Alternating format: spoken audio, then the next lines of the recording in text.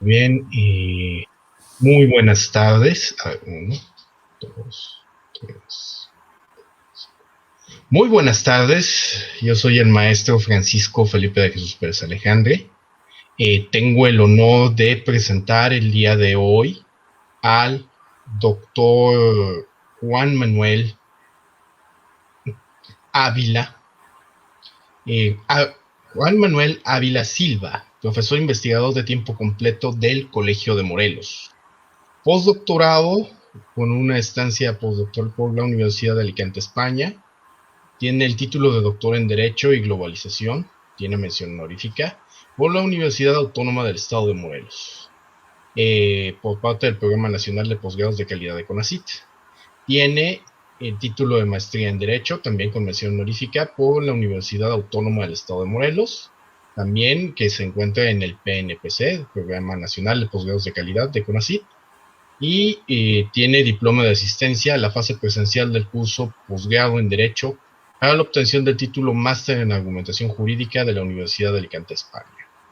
Tiene el título de licenciado en Derecho por la Universidad Autónoma de Guerrero. Y el día de hoy nos encontramos para conmemorar 200 años de lo que fue la promulgación del Plan de Independencia de la América Septentrional, también conocido como el Plan de Iguala. Y en este momento, bueno, pues, ¿qué más que darle la palabra al doctor Manuel Ávila? Y pues, adelante, Juan Manuel. Sí, muchas gracias, estimado maestro Pérez Alejandre. Es para mí un honor esta tarde compartir con todas las personas que nos acompañan, nos ven a través de redes sociales. Primero que nada, quiero recordar que este evento se enmarca dentro de la conmemoración de los hechos, procesos y personajes históricos del Estado de Morelos y de la Comisión Nacional para conmemorar el año 2021 sobre la independencia y la grandeza de México. De igual forma, agradezco al señor rector del Colegio de Morelos, el doctor Juan de Dios González Ibarra, al comité organizador y a las autoridades del Colegio de Morelos la oportunidad que me dan de presentar el día de hoy este tema del Plan de Iguala, que efectivamente, como lo comentaste, estimado maestro, se conmemoran 200 años el día de hoy, ya que este se promulgó el 24 de febrero de 1821. Bueno, para esta ponencia les comento que yo tuve oportunidad de revisar varias literatura, sobre todo del Instituto Nacional de Estudios Históricos de las Revoluciones de México, asimismo del Instituto de Investigaciones Jurídicas de la UNAM, del Colegio de México, entre otras. Desde luego hay autores sobresalientes, como lo es el doctor José Luis Soberanes Fernández, Jaime del Arenal, Manuel Calvillo, Magdalena Martínez Quirarte y Perla Chinchilla, entre otros. Bueno, el día de hoy voy a iniciar esta presentación haciendo referencia a que el Plan de Iguala es importante dentro de la cultura nacional mexicana, en palabras de la mayoría de estos autores, en razón de que sienta las bases de la actual nación que tenemos los mexicanos, de la cual pues obviamente nos debemos de sentir muy, muy orgullosos. Bueno, iniciaré mi exposición comentando que el Plan de Iguala se firma precisamente en esta ciudad de Iguala de la Independencia, que se encuentra en el estado de Guerrero, y este plan es propuesto por un general Iturbide, que es quien presenta este plan, lo confecciona, lo idea, para efecto de lograr la independencia de la América Septentrional, que en ese tiempo es como se conocía a México, pero tiene una historia muy interesante, que es la que me voy a permitir compartirles el día de hoy.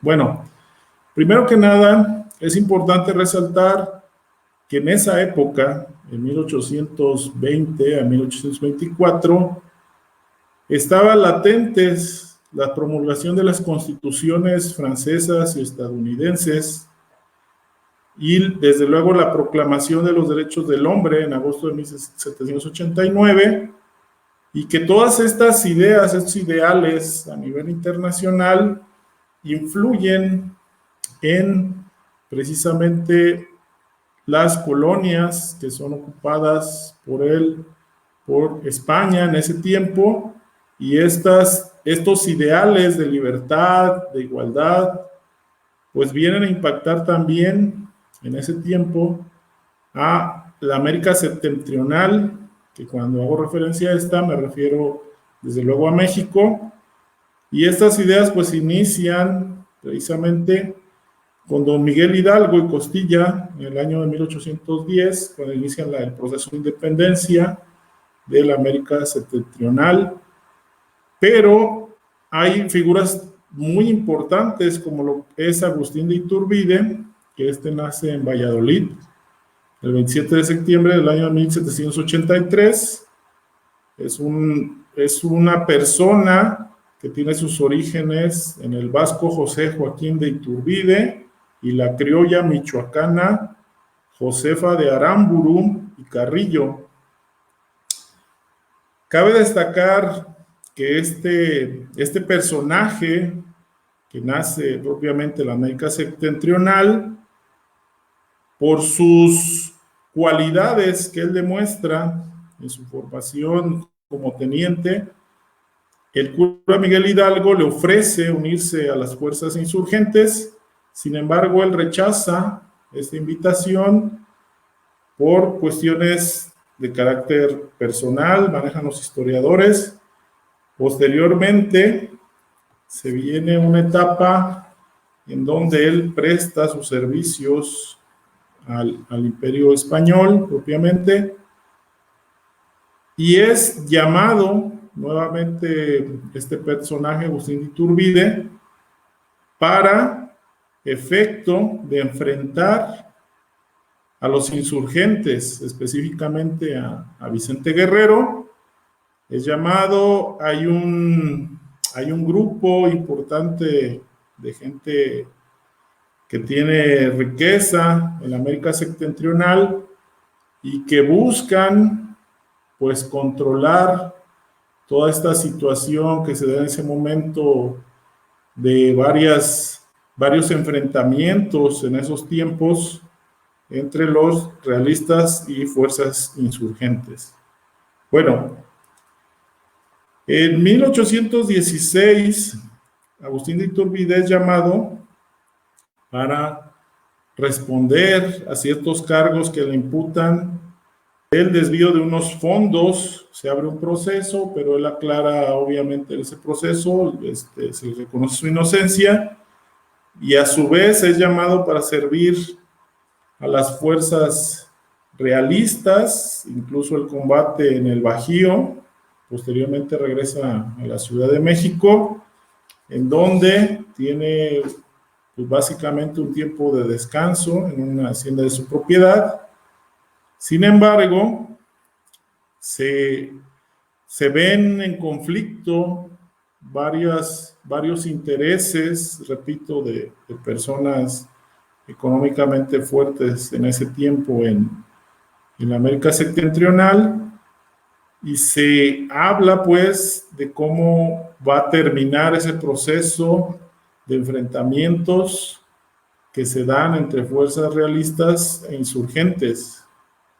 Bueno, se habla de conspiradores de la profesa, que les repito, son personas que son económicamente fuertes, hay gente del clero, hay gente también relacionada con la milicia, que ven en Agustín de Iturbide a una persona apta para pacificar lo que es la insurgencia que se genera al sur de esta América septentrional, que es, les repito, como es conocido México, y le encomiendan a Agustín de Iturbide que tome, en este caso, las riendas de llevar a cabo la pacificación de todo esto que es el sur de México, y obviamente eso lo lleva a combatir a Vicente Guerrero, quien se encontraba precisamente en este estado de Guerrero, y de ahí devienen varios enfrentamientos entre estos dos militares. Sin embargo, Agustín de Iturbide se da cuenta que es complicado enfrentar a Vicente Guerrero por el conocimiento que él tenía de toda la zona sur de esa América septentrional de México, y considera adecuado entablar comunicación con Vicente Guerrero. Por lo tanto, el día 10 de enero, Iturbide escribe cartas a Vicente Guerrero, donde le insta a someterse y hacer votos para la emancipación, ¿sí?, en este caso, la América septentrional. Le ofrece un indulto incluso, y le ofrece colaborar a su vez con la causa de separar, ¿sí?, la América septentrional de España. Entonces ahí ya vemos que hay un plan por parte de Agustín de Iturbide al hacer los ofrecimientos a Vicente Guerrero para efecto de dar por concluidas pues estos enfrentamientos y lograr, en este caso, emancipar a la América septentrional de España. Bueno, de ahí, de esas comunicaciones, se vienen incrementando la cuestión del envío de cartas en ese tiempo, que se da entre estos dos militares. El 10 de enero de 1821, escribe nuevamente Iturbide a Vicente Guerrero, donde le señala que los diputados elegidos en México parten hacia España y que estos van a hacer valer los derechos de los mexicanos, entre ellos los de ciudadanía, sin distinción. Sin embargo, Guerrero le contesta que los diputados nada lograrán, ya que nada se puede esperar de España. Es decir, Vicente Guerrero considera que no hay una idea, ¿sí?, de España de realmente otorgar derechos a los mexicanos en esa época. Y es así que el 4 de febrero de 1821, Iturbide escribe nuevamente a Guerrero, le dice que el portador le informará sus planes, asegurándole que ambos, Guerrero e Iturbide, van hacia un mismo fin, es decir, la emancipación de la América septentrional. Logrando un entendimiento con Vicente Guerrero, se logra, pues, en estas comunicaciones que se entabla a través de cartas, se logra el abrazo de Acatempan, en una fecha en que los historiadores señalan todavía que hay desacuerdos en cuanto a que si fue el 4 de febrero o fue otra fecha distinta.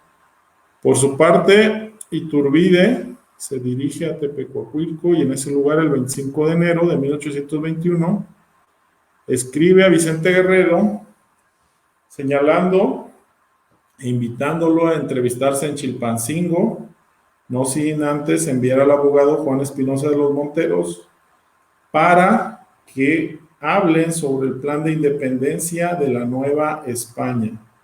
Entonces, aquí tenemos que de esta comunicación entre Iturbide y Guerrero se van gestando ideas comunes, como cuáles buscar la independencia, ¿sí?, de la Nueva España, y desde luego también se buscan otros valores que vamos a ver más adelante, pero es importante pues aquí resaltar el papel que juega tanto Iturbide como Vicente Guerrero en la creación del Plan de Iguala para efecto de llevar a cabo la independencia de la América septentrional. Bueno, posterior a estos hechos, con el abrazo de Acatempan, que lógicamente, como lo señalé, se da entre Agustín de Iturbide y Vicente Guerrero, se unen insurgentes y realistas para luchar por una causa común, que es, o que fue en ese tiempo, la independencia de México. Vicente Guerrero y Agustín de Iturbide, al reunirse en Acatempan, se le reconoce, en este caso a Agustín de Iturbide, como el primer jefe del Ejército Nacional, poniendo a su disposición a las tropas, ¿sí?, de Vicente Guerrero. Entonces, aquí hay cuestiones de carácter político muy marcadas. ¿Por qué razón? Porque se reconoce un líder en lo que es Agustín de Iturbide para efecto de llevar a buen término el fin común, que es buscar la independencia de la América septentrional. Muy bien. Bueno, derivado de esta reunión que tienen en Acatempan, se señala que surge propiamente el plan de Iguala, en donde Iturbide prosigue con su plan de buscar la independencia e invita a más militares de ese tiempo para que se unan a esta causa común. Y por fin, el 24 de febrero de 1821, Iturbide reunió a sus tropas en Iguala y da lectura a este manifiesto dirigido a la población de la Nueva España, en el que se declara la necesidad de la independencia de México y la emancipación absoluta de España de cualquier otra nación. Es decir, se busca desvincular, en este caso, a España de la Nueva España. Bueno, tenemos que el plan de Iguala es muy importante en razón, como lo decía al inicio de esta plática, de que marca el inicio de la nación que hoy conocemos como los Estados Unidos mexicanos. Es muy importante porque se retoman principios, se retoman valores, derechos que después se incorporan incluso en la Constitución de 1824. Entonces, es trascendental este plan de Iguala en la historia política, jurídica de los Estados Unidos mexicanos. Bueno, de ahí tenemos que el plan de Iguala es una de las maniobras políticas más audaces que registra la historia. ¿Por qué razón? Porque precisamente en ese tiempo de enfrentamientos entre realistas e insurgentes, era difícil lograr esta unión de intereses de España y desde luego de la Nueva España, pero también yo, de acuerdo a las lecturas que tuve oportunidad de realizar, había intereses internos, es decir, había grupos de personas económicamente poderosas aquí en la América septentrional que se veían beneficiados precisamente en algunos casos de estas luchas, pero a la vez otro grupo y el mismo clero buscaban una estabilidad del país, y entonces pues esto fue un fin común que unió a Agustín de Iturbide y a Vicente Guerrero. Me voy a permitir presentarles el plan de independencia de la América septentrional para que lo veamos en su pantalla, y voy a destacar algunos puntos que son muy importantes. El plan de independencia de la América septentrional, que es conocido con el nombre de Plan de Iguala. Les repito, este plan se llevó a cabo en Iguala de la Independencia, Estado de Guerrero, el 24 de febrero de 1821. Bueno, vamos a compartir aquí en sus pantallas lo que es el plan de independencia de la América septentrional.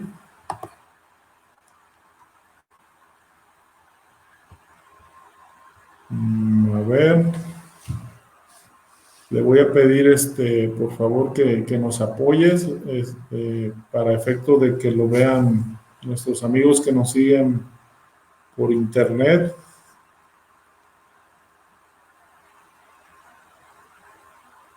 A Ángel. Bueno, pero les comento, este plan es fundamental en la historia de México.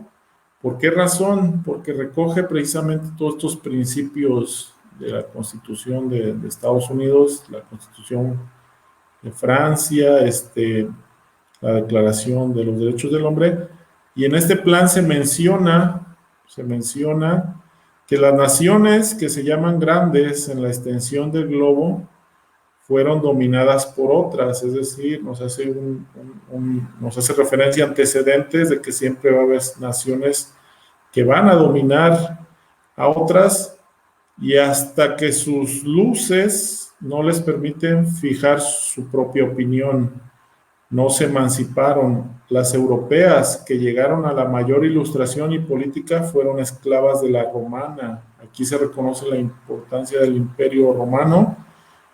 El mayor que conoce la historia se asemejan al padre de familia que su ancianidad posteriormente conoce a sus hijos y así a sus nietos. Bueno, se hace referencia a que las colonias y las naciones en un momento dado llegan a una etapa de madurez política, social, económica, y yo diría que hasta jurídica, para exigir sus propios derechos y desde luego autogobernarse.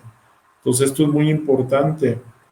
De igual forma, se señala en este plan de independencia de la América septentrional que han pasado 300 años de estar bajo la tutela de la nación más católica y piadosa, heroica y magnánima, España.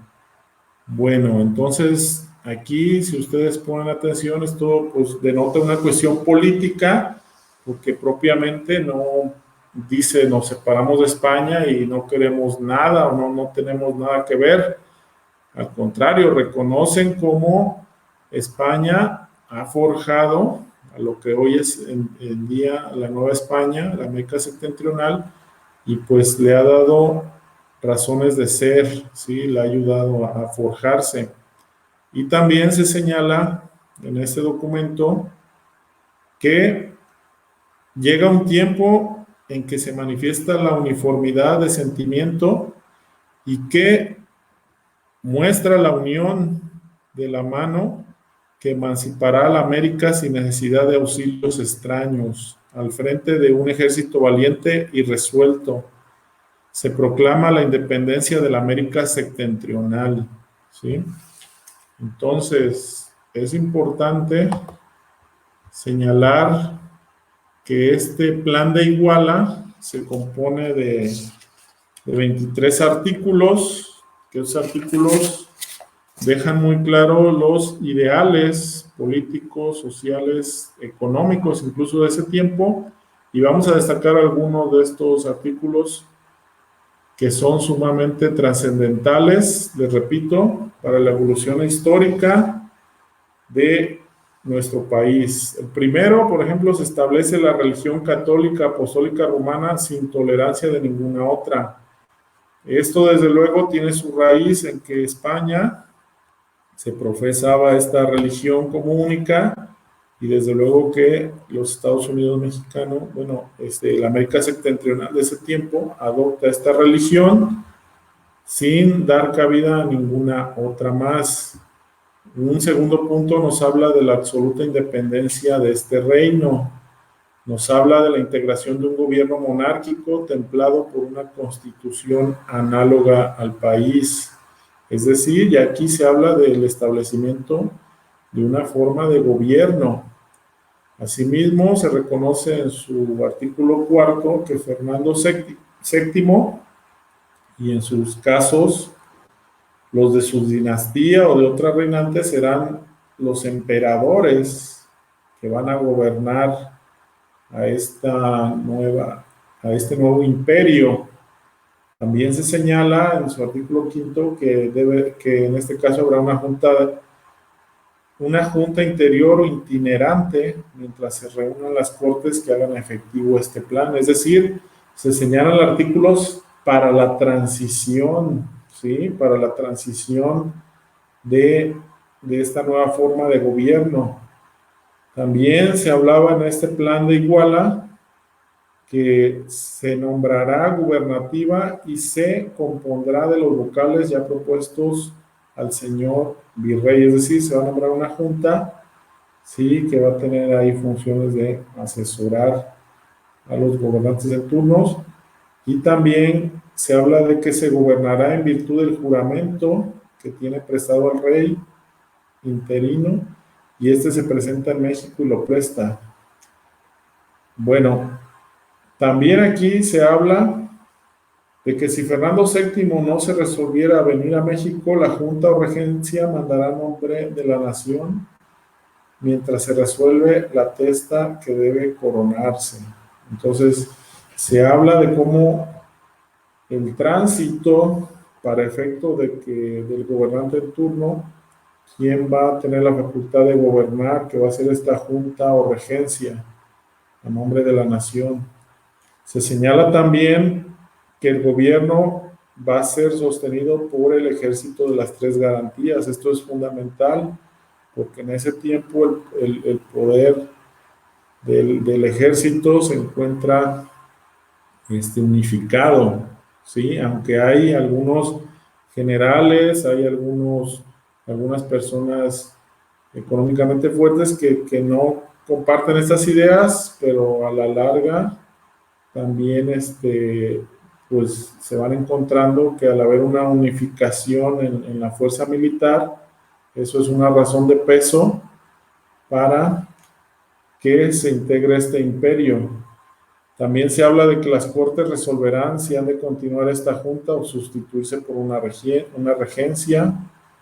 También se señala que se trabajará luego que se una la constitución del Imperio Mexicano. E importante, aquí vienen cuestiones importantes, en su artículo 12, todos los habitantes, sin otra distinción que su mérito y virtudes, son ciudadanos para optar cualquier empleo. ¿Sí? Es decir, se reconocen derechos y en este caso libertades para los ciudadanos de la América septentrional. Sus personas y propiedades serán respetadas y protegidas. Es decir, se garantiza la propiedad a través de este documento. El clero secular y regular conservado en todos sus fueros y propiedades. También se le dan garantías a la iglesia de conservar su patrimonio. Esto es muy importante porque es una fuerza importante en ese tiempo. Todos los ramos del Estado y empleados públicos subsistirán como en el día y solo serán removidos los que se opongan a este plan. Es decir, da garantías a los empleados de la América septentrional para conservar, ¿sí? Conservar sus puestos. Esto también es una cuestión que hay que resaltar, porque si bien se dice, bueno, nos separamos de España, sí, pero sigues manteniendo instituciones y sigues manteniendo desde luego empleados de estas instituciones.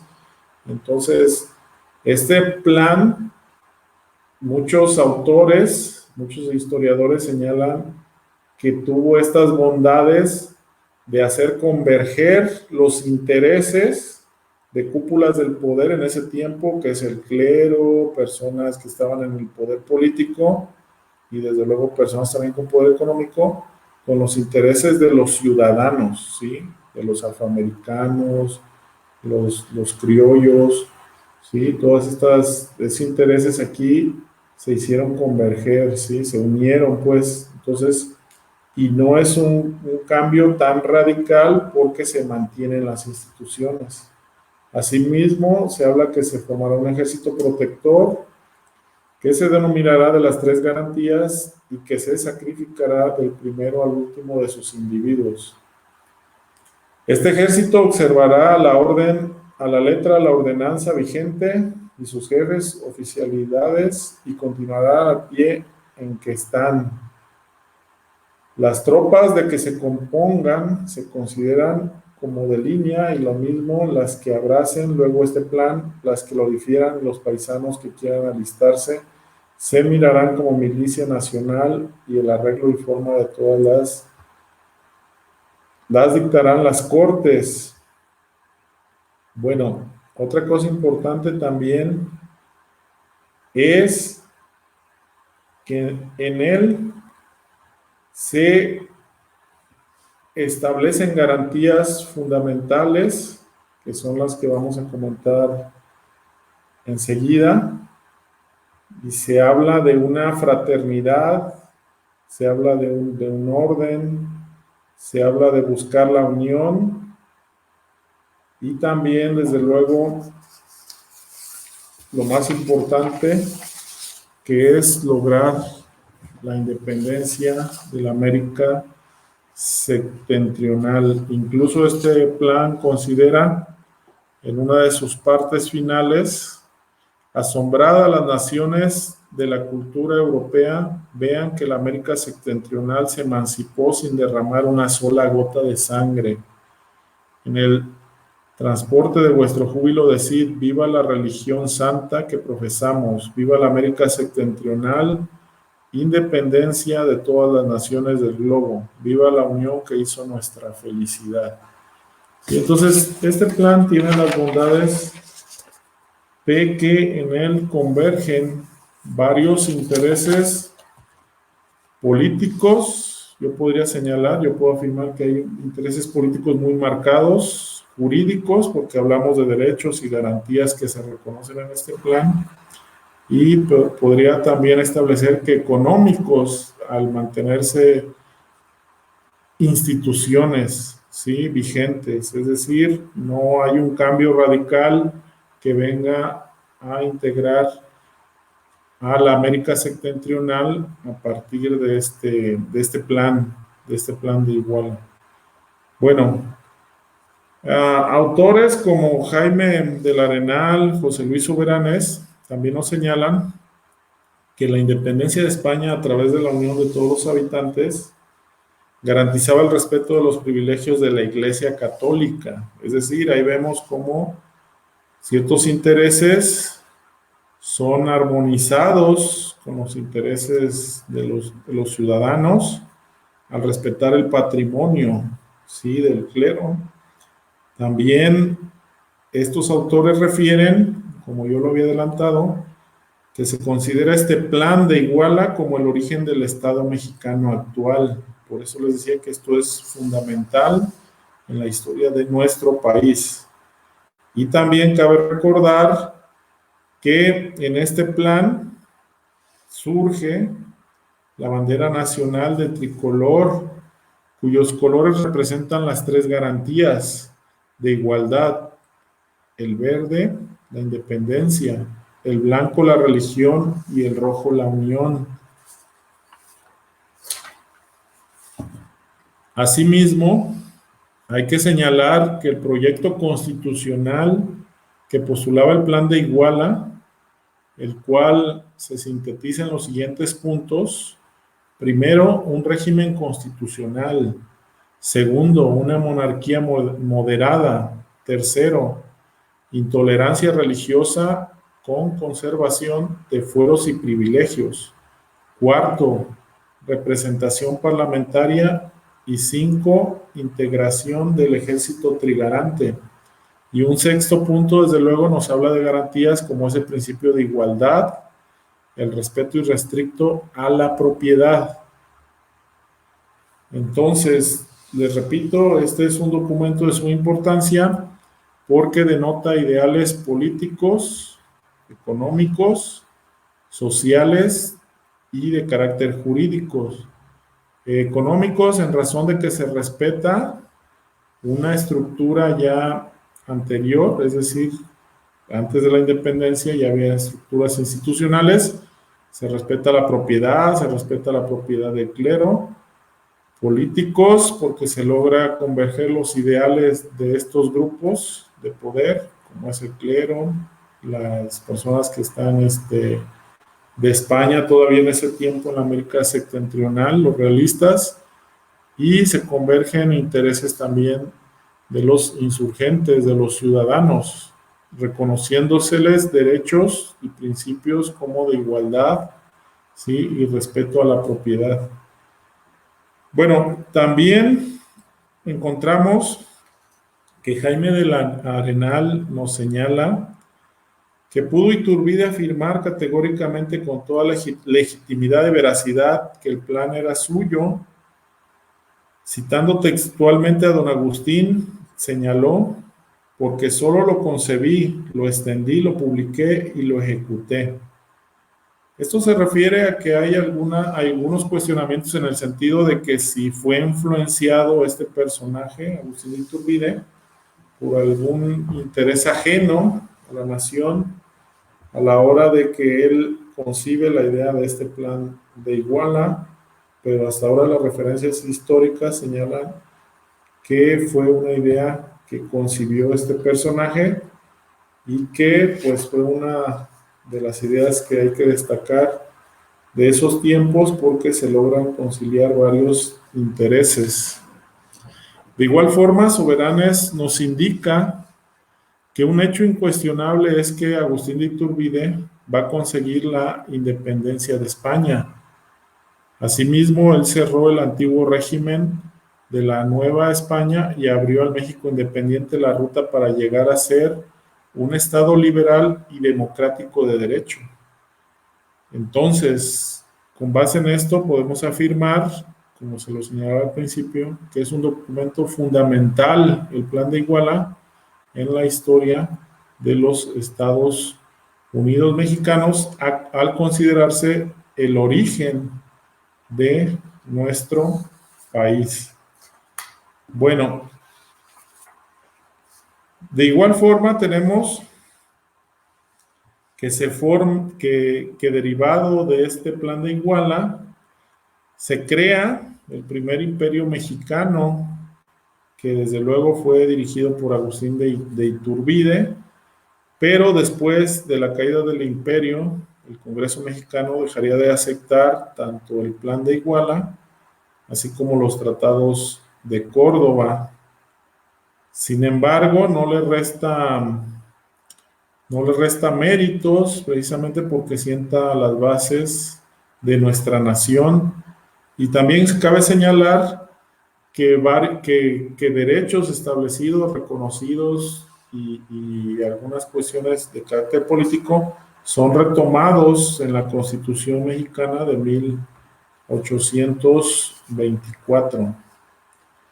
Bueno, pudiéramos destacar también que dentro de la historia de la independencia, de la guerra de independencia, que existen varios momentos entre el inicio, que fue con el cura Miguel Hidalgo en 1810, después la cuestión de las guerrillas que se enfrentan entre realistas e insurgentes, y por último podemos señalar esta etapa precisamente de la creación del Plan de Independencia de la América Septentrional como la última etapa de esta guerra de independencia que inicia en 1820, en la que Agustín de Iturbide se habla que tal vez fue con la intención, lo dicen los historiadores, de obtener beneficios personales,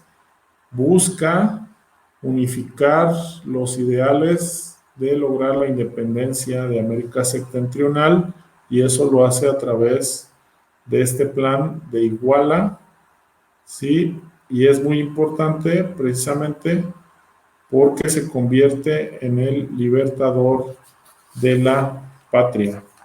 Bueno, hasta aquí voy a dejar esta parte de mi exposición y quisiera regresar más adelante con un punto que quiero destacar sobre la participación de las mujeres en la guerra de independencia.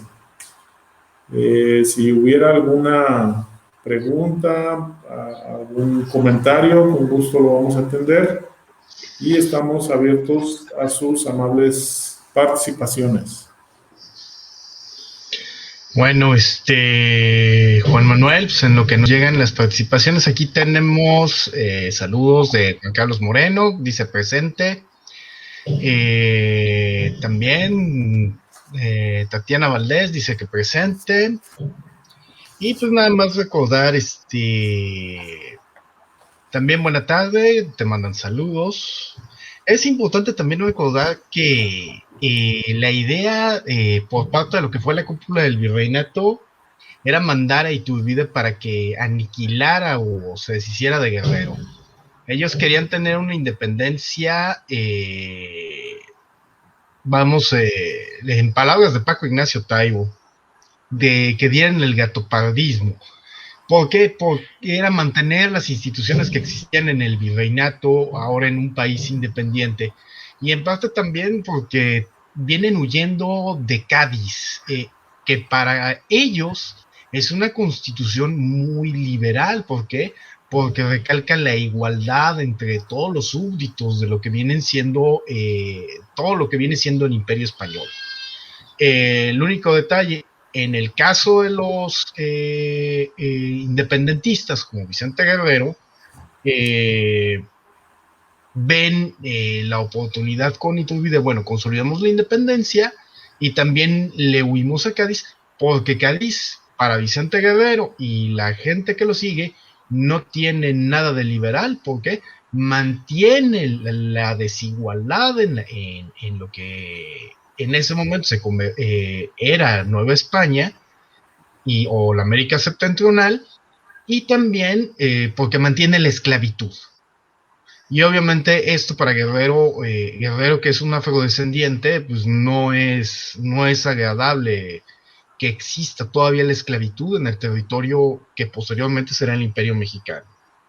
Luego, vamos a ver también por aquí, el plan de Iguala es, sí, como tú lo señalas, sí es audaz, bastante. ¿Por qué? Porque se busca terminar la guerra fratricida, la guerra donde nos estamos matando todos, no importa la condición social, no importa si eres de las castas, no importa si eres de los blancos o de los españoles, no, ahí no importaba, ahí era pareja la muerte.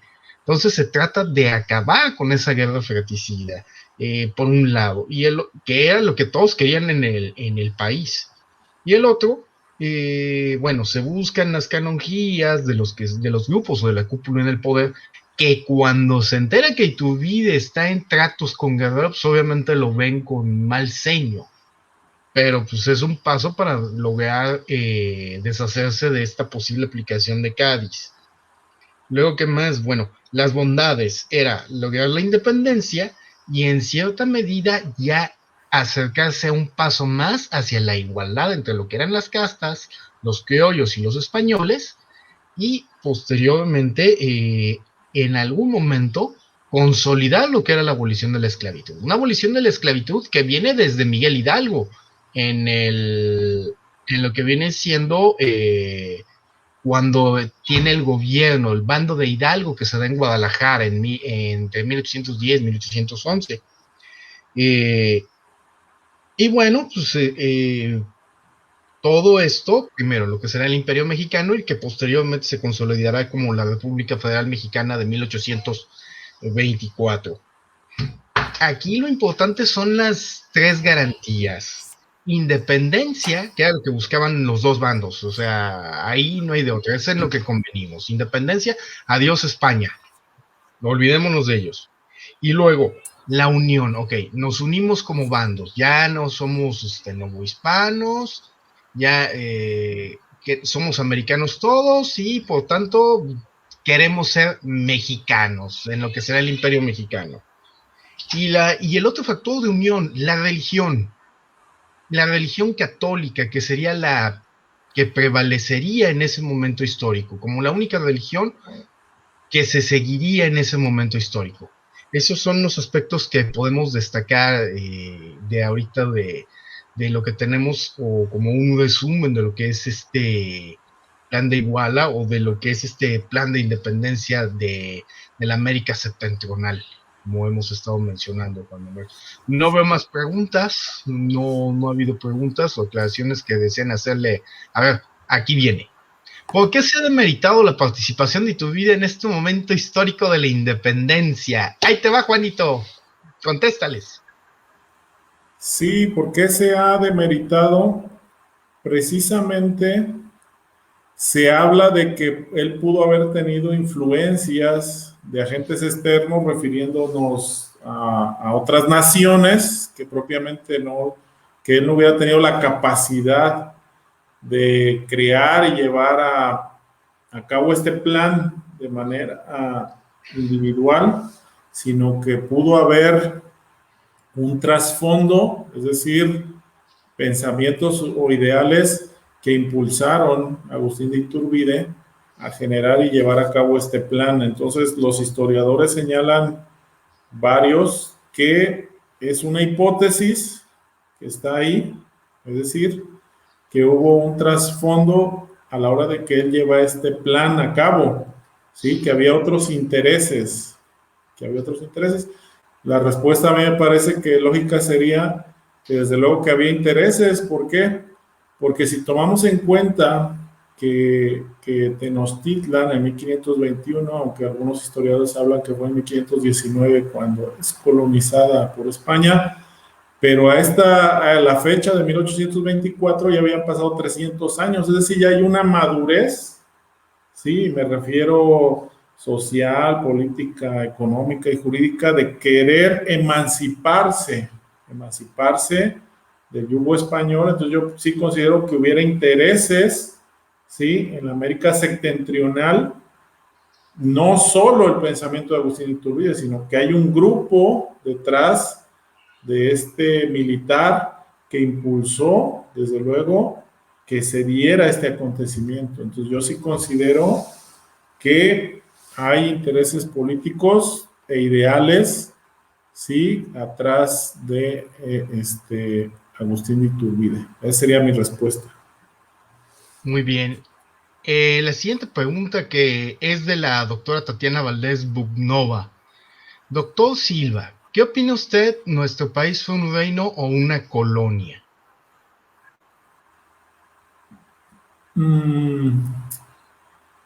Pues la verdad es que los españoles iban colonizando, ¿sí? Y lo vemos claro en Latinoamérica en ese tiempo.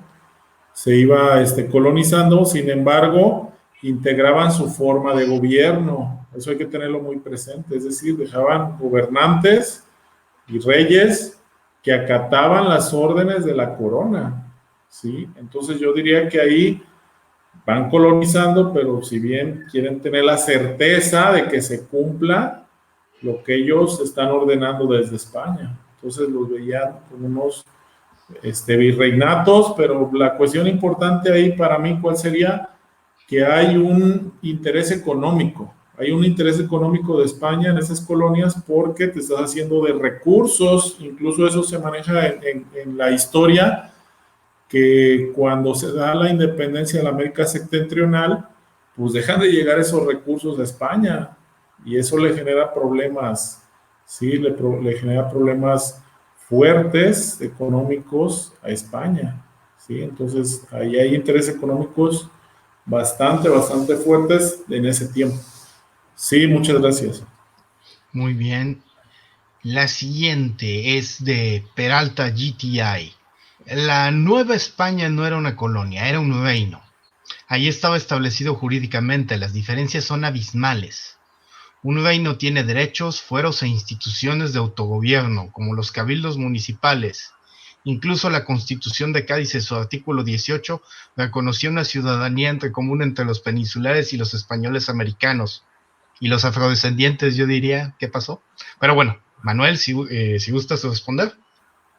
Sí, lo acabo de mencionar, de hecho, que van colonizando, pero propiamente instauran la forma de gobierno que a ellos les conviene, que lógicamente ponen virreyes precisamente para que cumplan las cuestiones políticas, económicas, jurídicas, yo diría entre comillas, para los criollos, los afrodescendientes. Yo diría que en ese tiempo pues, todavía no llegaba a ese nivel de garantías o derechos, aunque se reconocen en ciertos instrumentos jurídicos. Sí, muchas gracias. Bueno, por el momento son todas las preguntas que hasta ahorita podemos responder. Hay más preguntas, pero es necesario continuar con la ponencia, doctor.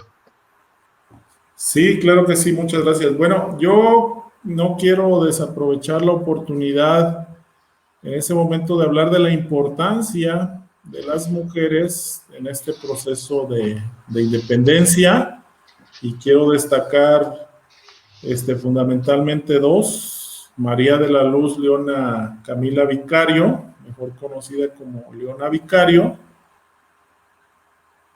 Ella nació el 10 de abril de 1789, falleció el 21 de agosto de 1842, fue una de las figuras más destacadas de la Guerra de Independencia de México. Se dedicó a informar a los insurgentes de todos los movimientos que podían interesarles y que ocurrían en la capital del virreinato. Perteneció al grupo de los guadalupanos. Financió con su propia fortuna la insurgencia. Fue una de las primeras mujeres periodistas de México y se enfrentó a numerosos riesgos por apoyar la causa independentista, y contrajo matrimonio con Andrés Quintana Roo. El Congreso de la Unión le concedió el título honorífico de Benemérita y Dulcísima Madre de la Patria. Su nombre está inscrito con letras de oro en el muro del honor del Palacio Legislativo de San Lázaro, sede de las Cámaras de Diputados de México. El legado de Leona Vicario es haber sido una heroína nacional, benemérita de la patria, madre de la patria y fundadora de México. Es considerada la primera periodista. Existen muchas estatuas en nuestro país, muchas escuelas, hospitales públicos, y también existe el poblado que lleva su nombre en el estado de Quintana Roo. Bueno, eso es en cuanto a Leona Vicario. Y también quiero destacar, desde luego, los aportes a esta etapa histórica de Josefa Ortiz de Domínguez, María Josefa Crescencia y Ortiz Telles Girón, mejor conocida como Josefa Ortiz de Domínguez, que nace en Morelia el 8 de septiembre de 1768 y muere el 2 de marzo de 1829. Fue insurgente de la independencia de México y esposa del corregidor de Querétaro, Miguel Domínguez, siendo de las primeras mujeres en participar en la conspiración de Querétaro y pieza clave para el inicio de la lucha que encabezó el cura Miguel Hidalgo y Costilla en Dolores Hidalgo. Es más conocida como la corregidora, dado que su esposo era el corregidor de Querétaro. Se le considera al día de hoy heroína de México. Su legado de Josefa Ortiz de Domínguez es una heroína nacional, benemérita de la patria y fundadora de México. Su nombre se encuentra inscrito también con letras de oro en el muro de honor del Palacio Legislativo de San Lázaro y también en el Monumento a la Independencia, junto a otras heroínas insurgentes. Su imagen ha aparecido en billetes y monedas a lo largo del tiempo. Existen estatuas en nuestro país, asimismo escuelas, hospitales, bibliotecas que llevan su nombre o también el nombre de corregidora, y en honor a ella también el estadio de Santiago de Querétaro lleva el nombre de corregidora. Para mí es muy importante la participación de las mujeres en esta etapa histórica y la quise resaltar. Bueno, hasta aquí me gustaría escuchar si hay algún comentario o bien si el maestro Pérez Alejandre quisiera aportar algo más sobre esta presentación. Gracias. Muchísimas gracias, Juan Manuel. Bueno, pues vemos a un plan de Iguala que busca, sí, la independencia, pero que también busca mantener el poder de ciertos grupos. Eso no podemos negarlo. Sí, hay una igualdad entre españoles peninsulares y los españoles americanos, pero los afrodescendientes y los indígenas, ¿dónde quedan? Los indígenas quedan como, o son vistos como menores de edad por la corona española. Necesitan ser cuidados por el rey por los abusos que llegan a cometer los españoles en contra de ellos. En el caso de los afrodescendientes, la gente de color, pues todavía hay esclavitud en el virreinato. Se busca consolidar lo que fue el bando de Hidalgo, se busca consolidar lo que había establecido Apatzingán de la abolición de la esclavitud, y era una de las metas que buscaba Guerrero. Cádiz no da esa igualdad a los afrodescendientes, por eso la reticencia de Guerrero hacia Cádiz, entre otras cosas. Es de las cosas que más me gustaría. Y la otra, lograr la independencia para mantener las cosas iguales, que era lo que buscaba el grupo en el poder. Y la otra, ¿por qué demeritar a Iturbide? Iturbide es el hombre adecuado en el momento adecuado, eh, por decirlo de alguna manera, pero también es un, ¿cómo decirlo? Es un oportunista. Yo lo veo como un oportunista, en cierta manera. Si logra la independencia, si es uno de nuestros padres fundadores, pero también se hace del poder de una manera que sorprende.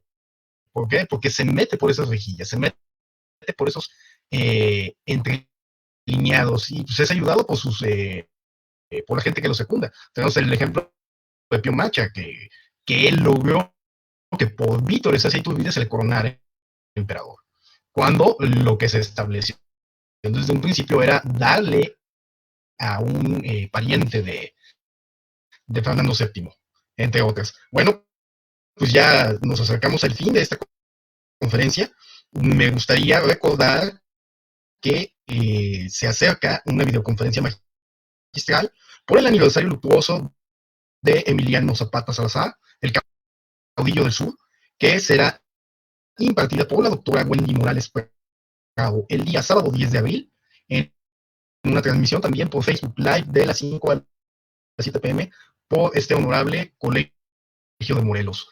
Les agradezco mucho, agradezco mucho al doctor Juan Manuel la oportunidad de haber podido ayudarte en esta participación, y nada más déjenme ver si es posible leer las preguntas que siguen.